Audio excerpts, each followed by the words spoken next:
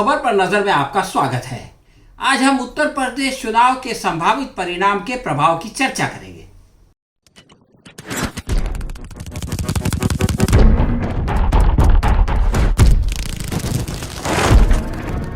दोस्तों, आप सोच रहे होंगे कि परिणाम तो अभी तक आए नहीं, अभी से जो है इस चर्चा की क्या ज़रूरत है। लेकिन अलग अलग ओपिनियन पोल आने लगे हैं और इसमें कोई शंका नहीं कि जिन लोगों ने ये ओपिनियन पोल किए हैं वो सब के सब गोदी मीडिया हैं, यानी सरकार से हज़ारों करोड़ रुपए उनको जो है वो इश्तिहार के तौर पर एडवर्टीजमेंट के लिए मिलता है। इसके बावजूद आप ये देखें कि रिपब्लिक, टाइम्स, इंडिया टीवी और एबीपी के जो है वो ओपिनियन पोल हमें क्या बताते हैं।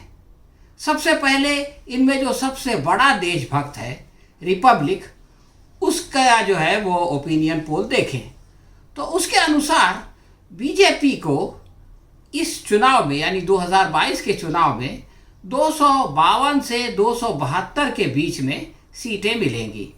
यानी अगर इसकी तुलना हम 2017 से करें तो उस वक्त बीजेपी को 312 सीट मिली थी। अब ये बता रहा है जो सबसे बड़ा बीजेपी का भक्त है अर्नब मुखर्जी, वो ये बता रहा है कि उसको जो है वो 272 से ज़्यादा सीट तो नहीं मिलेगी। अब अगर हम इसका एवरेज लें तो रिपब्लिक के अनुसार बीजेपी को 50 सीटों का नुकसान हो रहा है। समाजवादी पार्टी के बारे में रिपब्लिक का ये ख्याल है कि उसको 111 से 131 के बीच जो है वो सीटों पर कामयाबी मिलेगी। इससे पहले समाजवादी पार्टी को 2017 में केवल 47 जगहों पर जो है वो सफलता मिली थी। तो इस लिहाज से रिपब्लिक भी ये बात मानता है कि समाजवादी पार्टी को इस बार 74 सीटों का फ़ायदा होगा। यानी जितनी सीटें उसको पहले मिली थी उससे कई गुना ज़्यादा, यानी उससे जो है वो तकरीबन 1.5 गुना या 2 गुना ज़्यादा जो है वो सीटों का फ़ायदा होगा। अब आप देखिए कि दूसरा जो देशभक्त चैनल है उसका नाम टाइम्स नाउ है। टाइम्स नाउ के अनुसार बीजेपी को 227 से 254 के बीच सीटें मिलेंगी। यानी टाइम्स नाउ ने भी ये माना कि बीजेपी का 71 सीटों का कम से कम नुकसान होगा और टाइम्स नाउ ने यह भी माना कि समाजवादी पार्टी को 136 से 151 सीटें मिलेंगी। यानी 2017 के मुकाबले उसको 96 सीटों का फ़ायदा होगा। अब आप देखें कि एक और भक्त चैनल है इंडिया टीवी, उसके अनुसार बीजेपी को 230 से 235 के बीच सीटें मिलेंगी। यानी इंडिया टीवी ये बात मानता है कि इस बार बीजेपी का 79 सीटों का नुकसान हो जाएगा, यानी 79 सीटें उनकी कम हो जाएंगी। और समाजवादी पार्टी के बारे में उसका कहना है कि समाजवादी पार्टी को 160 से 165 सीटें मिलेंगी। यानी समाजवादी पार्टी जो है वो 2017 के मुकाबले 115 सीटों का जो है वो फ़ायदे में रहेगी। अब आप एबीपी की तरफ आएँ तो एबीपी का कहना ये है कि बीजेपी को केवल 223 से 235 सीटें मिलेंगी। यानी उसको इस बार 83 सीटों का घाटा हो जाएगा 2017 के मुकाबले। और उसने समाजवादी पार्टी को 145 से 157 सीटें दी है। यानी उसके अनुसार समाजवादी पार्टी का 104 सीटों का फ़ायदा हो जाएगा। अब यह है कि इन चैनल्स की अपनी मजबूरी है, ये तो बता नहीं सकते कि बीजेपी की हालत ख़राब है, इसलिए उनको यही बताना पड़ता है कि भाई बीजेपी जो है वो हालत ख़राब होने के बावजूद किसी न किसी तरह से जीत जाएगी और अपना बहुमत प्राप्त कर लेगी और अपनी सरकार बना लेगी। अगर ये इस बात को ना लिखें तो इनके जो है वो तमाम एडवर्टीज़मेंट बंद हो जाएंगे और इनकी दुकान जो है वो बंद होना शुरू हो जाएगी। इसलिए इनकी इस मजबूरी को हम समझते हैं। लेकिन इससे एक बात तो ये जाहिर है कि सारे ओपिनियन पोल्स ने इस बात को माना कि बीजेपी का 50 से लेके 83 तक का जो है वो नुकसान हो सकता है। और उसी प्रकार उन्होंने ये भी माना कि समाजवादी पार्टी का 74 से लेके 115 तक सीटों का फ़ायदा हो सकता है। तो दोस्तों, ये है आज की सूरत हाल जो कि हमको ओपिनियन पोल के द्वारा नज़र आ रही है। जो ज़मीनी सूरत हाल है वो इससे अलग होगी, और 1 महीने बाद जब उत्तर प्रदेश में पोलिंग शुरू हो जाएगी तो उस वक्त तक जो है वो हालात और भी बदल चुके होंगे। अब हम ये देखें कि हमेशा ये ओपिनियन पोल जो है वो गलत साबित होते हैं, लेकिन एक तरफा गलती होती है। यानी हमेशा वो लोग बीजेपी को ज़्यादा सीट देते हैं और वो कम मिलती है। कभी ऐसी गलती नहीं हुई कि इन्होंने बीजेपी को जो है वो कम सीट दी हो और जनता ने उसको ज़्यादा सीट दे दी। ऐसी गलती जो है ये चैनल नहीं करते, इसलिए कि अगर वो ऐसा करेंगे तो उनकी रोज़ी रोटी जो है वो बंद हो जाएगी। अब हम देखें कि अगर जैसे अनेक राज्यों में बीजेपी हार गई, इससे पहले जो है वो पश्चिम बंगाल में हारी, उससे पहले जो है झारखंड में हारी, उससे पहले हमने देखा कि वो हरियाणा में अपनी बल पे सरकार नहीं बना सकी और उसको जो है वो जेजेपी की मदद लेनी पड़ी। इसी प्रकार हमने महाराष्ट्र में देखा कि वो सबसे बड़ी पार्टी बन के भी जो है होने के बावजूद अपनी सरकार नहीं बना सकी। दिल्ली में जो है वो अमित शाह ने अपना बहुत ज़ोर लगा दिया, बहुत ज़ोर से बटन दबा दिया, इसके बावजूद जो है वो केजरीवाल को नहीं हरा सके। तो ऐसा अक्सर होता रहा है कि राज्य के चुनाव में जो है वो बीजेपी बड़े बड़े दावे लेकर के मैदान में उतरती है, लेकिन ये कि उसको हार का सामना करना पड़ता है। तो उत्तर प्रदेश में भी ये हो सकता है कि वो बड़े बड़े दावे के साथ मैदान में तो उतर रही है, लेकिन ये कि उसको जीत के बजाय हार मिल जाए। अब अगर ऐसा हो जाए, यानी हम ये कहते हैं कि आप एक कल्पना करें कि जैसे दूसरे राज्यों में हुआ उसी प्रकार उत्तर प्रदेश में भी अगर बीजेपी हार जाती है तो उसका क्या परिणाम राष्ट्र स्तर पर पड़ सकता है। देखिए, उत्तर प्रदेश चुनाव की सबसे ख़ास बात यह है कि यहाँ चुनाव से पहले बीजेपी के अंदर भगदड़ मच गई। इससे पहले ऐसा होता था कि जब चुनाव आते थे तो दूसरी पार्टियों के लोग जो है वो बीजेपी में आना शुरू हो जाते थे। पश्चिम बंगाल में ये हुआ कि दूसरे जो है वो पक्षों के लोग बीजेपी में तो आए, लेकिन ये कि जब बीजेपी चुनाव हार गई तो वो वापस जाने लगे। लेकिन उत्तर प्रदेश में तो और भी आगे बढ़ गई बात।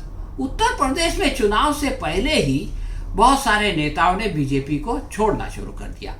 इसकी शुरुआत ब्राह्मण समाज के बड़े बड़े नेताओं द्वारा हुई। उन्होंने सबसे पहले बीजेपी को छोड़ा। उसमें जो है वो पूर्व मंत्री और इस बार जो योगी की कैबिनेट के मंत्री है वो भी शामिल थे।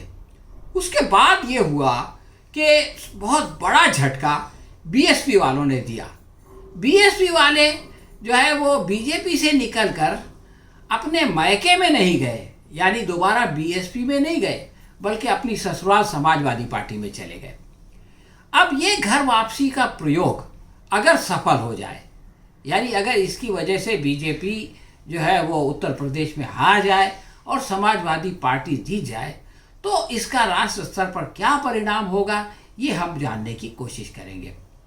देखिए, टीएमसी पश्चिम बंगाल में तो हमने देखा कि उनके एक के बाद एक जाने से जो है वो बीजेपी की हालत इतनी पतली हो गई है कि जो है वो दोबारा बंगाल के अंदर जो है वो सत्ता में आने का सोच भी नहीं सकती। लेकिन अगर ये सिलसिला दूसरे राज्यों में फैल जाए जहाँ पर के भाजपा की राज्य सरकार है, तो ये उसके लिए बहुत बड़ी खतरे की घंटी है। अब आप ये देखें कि ये कोई ऐसी काल्पनिक चीज़ नहीं है कि जो असंभव है। उत्तराखंड में इसकी शुरुआत हो चुकी है।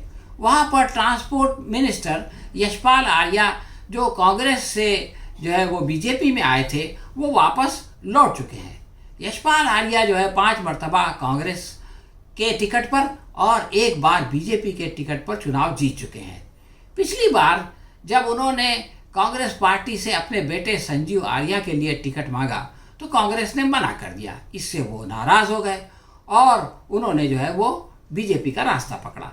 वंशवाद का विरोध करने वाली भाजपा ने बाप बेटे दोनों को टिकट दे दिया, यानी उसका दोगलापन जो है वो सबके सामने आ गया। इसके बाद बीजेपी ने यह किया कि यशपाल आर्या को मंत्री बना दिया। और वो जो है वो 5 साल तक मंत्री बने रहे। लेकिन अब उन्हें ऐसा लग रहा है कि बीजेपी के टिकट पर दोबारा चुनाव जीतना बहुत मुश्किल है, ये तो एक डूबता जहाज़ है। इसलिए वो उससे निकल करके अपने बेटे समेत जो है उन्होंने बीजेपी छोड़ दी और वापस कांग्रेस में चले गए। इसके अलावा जो है वो उत्तराखंड के एक और नेता है हरक सिंह रावत। पिछली बार जब उत्तराखंड में चुनाव होने वाले थे उससे कुछ महीने पहले जो है हरक सिंह रावत ने कांग्रेस से बगावत कर दी थी और वो अपने 7 साथियों समेत भाजपा में चले गए थे। इस प्रकार कांग्रेस की सरकार गिर गई थी, बीजेपी ने अपनी सरकार बनाई और उसके बाद जब इलेक्शन हुआ तो बीजेपी जो है वो इलेक्शन भी जीत गई। लेकिन इस बार फिर उल्टा हो रहा है। इस बार हरक सिंह रावत ने चुनाव से पहले इस्तीफा दे दिया। उन्हें पहले तो बीजेपी ने उनको मनाने की कोशिश की, लेकिन जब नाकाम हो गई तो उनका इस्तीफा कबूल करने के बजाय उनको जो है वो निकाल दिया गया। ये तो एक हंसी की बात है कि जो आदमी इस्तीफा दे चुका है उसको जो है अब अपनी पार्टी से निकाल रहे हैं। हरक सिंह रावत भी कांग्रेस में वापस आ चुके हैं, यानी उनकी भी घर वापसी हो चुकी है। उनके अनुसार उत्तराखंड में कांग्रेस पूर्ण बहुमत के साथ सरकार बनाने वाली है और पिछली मरतबा जो बाई इलेक्शंस हुए थे उसमें भी बीजेपी न केवल जो है वो बीजेपी का सांसद हार गया, बल्कि जो राज्य का चुनाव था उसके अंदर भी जो है वो बीजेपी को हार का सामना पड़ना। इसलिए हरक सिंह रावत अगर ये बात कहते हैं तो उनकी बात को जो है वो आसानी से झुठलाया नहीं जा सकता। गोवा में बीजेपी ने सत्ता गंवाने के बाद, यानी बीजेपी की पिछली सरकार थी, उसने इलेक्शन लड़ा, उसको बहुमत नहीं मिला, उसका जो चीफ मिनिस्टर था, मुख्यमंत्री, वो भी हार गया। इसके बावजूद अमित शाह ने ये किया कि कांग्रेस के विधायकों को तोड़ के अपनी सरकार बना ली। इन बागी विधायकों में से एक ग्राम विकास मंत्री माइकल लोबो बीजेपी को छोड़ के कांग्रेस में लौट चुके हैं। गोवा में अगर कांग्रेस जीत जाए तो उसका सीधा प्रभाव बगल वाले राज्य कर्नाटक पर होगा, जहां बीजेपी ने कांग्रेस विधायकों को तोड़कर सरकार स्थापित कर रखी है। यही हाल मध्य प्रदेश का है। कल्पना करें कि अगर इन दोनों राज्यों में, यानी कर्नाटक में और मध्य प्रदेश में कांग्रेसी जो है वो लौट गए, उनकी घर वापसी हो गई, तो भाजपा इन 2 राज्यों में सत्ता गंवा देगी और उसकी हवा उखड़ जाएगी। अब आप देखें, हरियाणा एक ऐसा राज्य है कि जहां जेजेपी ने जो है वो बीजेपी और कांग्रेस के खिलाफ चुनाव लड़ा, लेकिन जब बीजेपी को बहुमत नहीं मिला तो दुष्यंत चौटाला जो है अपने पिताश्री को जो है वो जेल से निकालने के लिए, यानी ओम प्रकाश चौटाला को छुड़ाने के लिए बीजेपी के साथ चले गए। उन्होंने सोचा भी नहीं था कि किसान आंदोलन चलेगा और इसका प्रभाव पश्चिमी उत्तर प्रदेश से लेकर पंजाब तक, जिसके बीच में हरियाणा मौजूद है, बहुत ज़बरदस्त पड़ेगा और बीजेपी की दुर्गत बन जाएगी। अब किसानों के अंदर जो है वो केंद्र सरकार और राज्य सरकार के खिलाफ ज़बरदस्त आक्रोश है और इसने दुष्यंत चौटाला की चूल्हे हिला दी है। उनका हाल तो ये है कि वो अपने गांव नहीं जा पा रहे हैं। जब भी उनके आने के लिए जो है वो हेलीपैड बनाया जाता है तो किसान जो है वो आते हैं और उस हेलीपैड को खोद के चले जाते हैं। इस स्थिति से परेशान होकर वो किसी भी समय बीजेपी का साथ छोड़कर कांग्रेस के साथ जा सकते हैं। अगर वो कांग्रेस के साथ चले जाते हैं अपने 10 विधायकों के साथ, तो कांग्रेस जो है वो बड़ी आसानी से अपनी सरकार बना लेगी। तो अब आप ये देखें कि हरियाणा में जो बीजेपी की सरकार है, यानी खट्टर सरकार, उसको भी जो है ये खतरा है और उत्तर प्रदेश में अगर बीजेपी हार जाती है तो ये खतरा बहुत ज़्यादा बढ़ जाएगा। अब उत्तर प्रदेश की एक तरफ तो हरियाणा है पश्चिम की तरफ, और अगर आप जो है वो वहाँ जाएं उत्तर की तरफ, ईस्ट की तरफ, तो वहाँ पर जो है वो बिहार में बीजेपी ने जनता दल के साथ अपनी सरकार बना रखी है। लेकिन जनता दल और बीजेपी की शत्रुता सबके सामने है। अभी हाल में भाजपा के जो है प्रदेश अध्यक्ष संजय अग्रवाल ने प्रकाश सिन्हा के मामले में, जिन पर आरोप है कि उन्होंने जो है वो सम्राट अशोक का जो है वो तौहीन किया है, उनकी बेइज्जती की है, नीतीश कुमार को जो है वो बहुत खरी खोटी सुनाई खुलेआम, और ये कहा कि उनको गिरफ्तार करना चाहिए, और उनको जो राष्ट्रीय पुरस्कार मिला है वो वापस लेना चाहिए वगैरह वगैरह। तो एक तरफ तो बीजेपी जो है वो जनता दल यू से दूर जा रही है, इसकी विपरीत जो डेवलपमेंट हो रहा है वो ये है कि आरजेडी के प्रवक्ता मृत्युंजय तिवारी ने उपेंद्र कुशवाहा, जो अभी अभी जो है वो जेडीयू में लौट के आए हैं और नीतीश कुमार के बहुत जो है वो करीबी समझे जाते हैं, उनसे मुलाकात की और जाति आधारित जनगणना के मुद्दे पर तेजस्वी यादव के समर्थन का आश्वासन दिया। बीजेपी नहीं चाहती कि जाति के आधार पर जनगणना हो और नीतीश कुमार और आरजेडी दोनों ये चाहते हैं कि जाति के आधार पर जनगणना हो। तो इस तरह से आप ये देखें कि एनडीए में शामिल जेडीयू और बीजेपी में इस मामले में बहुत बड़ा जो है वो अंतर विरोध है, जबकि अपोजिशन पार्टी और नीतीश कुमार के अंदर सहमति है। आरजेडी के नेता जगदानंद ने नीतीश कुमार से कहा कि जो लोग इस जनगणना का विरोध कर रहे हैं, जो मंत्री इसकी जनगणना का विरोध कर रहे हैं, वो अपने अधिकारों का उपयोग करके उनको जो है वो निकाल बाहर करें। ये एक तरह का जो है वो इशारा है कि आप जो है वो भाजपा को भगाओ तो हम आपको समर्थन देंगे। आरजेडी के प्रदेश अध्यक्ष शिवानंद तिवारी ने भी कहा कि नीतीश कुमार अगर बीजेपी का साथ छोड़कर चले आए तो निजी तौर पर पर्सनली मुझको जो है इससे खुशी होगी। तो ये तो खुली बात है कि आरजेडी जो है वो नीतीश कुमार को अपने साथ लेने की कोशिश कर रही है, लेकिन नीतीश कुमार जो है वो देख रहे हैं कि उत्तर प्रदेश में ऊँट किस करवट बैठता है। अगर ये ऊँट जो है वो समाजवादी के करवट बैठ गया तो आप सोच सकते हैं कि नीतीश कुमार के लिए आरजेडी के ऑफर को ठुकराना और बीजेपी के साथ रहना कितना मुश्किल हो जाएगा। बिहार के एनडीए के एक और घटक विकासशील इंसान पार्टी के नेता मुकेश सहनी ने अभी हाल में कहा कि मुख्यमंत्री नीतीश कुमार कामयाबी के साथ बिहार की सरकार चला रहे हैं और हम लोग उनके साथ हैं। तो यहाँ तक तो बात ठीक है कि वो एनडीए गठबंधन में है और नीतीश कुमार एनडीए के नेता हैं, तो उसका एक घटक पक्ष जो है वो अपने मुख्यमंत्री की तारीफ करता है। लेकिन आगे उन्होंने कहा कि तेजस्वी यादव जो है वो हमारे छोटे भाई हैं और अगर आम सहमति बन जाए तो हम जो है उनके साथ राजनीति करेंगे। यानी उन्होंने भी अपने आप को जो है वो तेजस्वी यादव के साथ काम करने की सहमति का खुलेआम ऐलान कर दिया। इसके बाद आरजेडी के प्रवक्ता मृत्युंजय तिवारी ने वीआईपी के चीफ और राज्य मंत्री मुकेश सहनी से मुलाकात की। तो ऐसे में बिहार सरकार का अस्थिर होना और इस पर चर्चा होना जो है वो एक सामान्य बात है। लेकिन आप ये देखें कि बीजेपी जो है वो अपने लोगों को संभालने के बजाय नीतीश कुमार को या ये कि विकासशील पार्टी के नेता मुकेश सहनी को अपने करीब करने के बजाय वो उसके सांसद अपनी अकड़ में कहते हैं अजय निषाद कि सहनी को जो है वो रोका किसने है, यानी जाता है तो चला जाए, हमें इसकी परवाह नहीं है। तो जब किसी पार्टी के दिमाग में सत्ता का नशा ऐसे चढ़ जाता है तो लोगों को उसके साथ काम करना बहुत मुश्किल हो जाता है। ये अजय निषाद और दूसरे भाजपा के नेता नहीं जानते कि बीजेपी अगर उत्तर प्रदेश में चुनाव हार जाए तो अगले लोकसभा में उसकी हार निश्चित हो जाएगी, मगर उससे पहले भाजपा बिहार जैसे कई राज्यों में अपना बोरिया बिस्तरा गोल करके जा चुकी होगी। तो दोस्तों, ये थी हमारी समीक्षा यूपी के चुनाव के प्रभाव पर। आपको ये समीक्षा कैसी लगी हमें कमेंट बॉक्स में लिख के बताएं। अगर आपको पसंद आई हो तो आप इसे अपने दोस्तों में शेयर करें और लाइक करें। हम बहुत जल्द किसी नए विषय के साथ आपकी सेवा में फिर उपस्थित होंगे। तब तक के लिए आज्ञा दीजिए। धन्यवाद।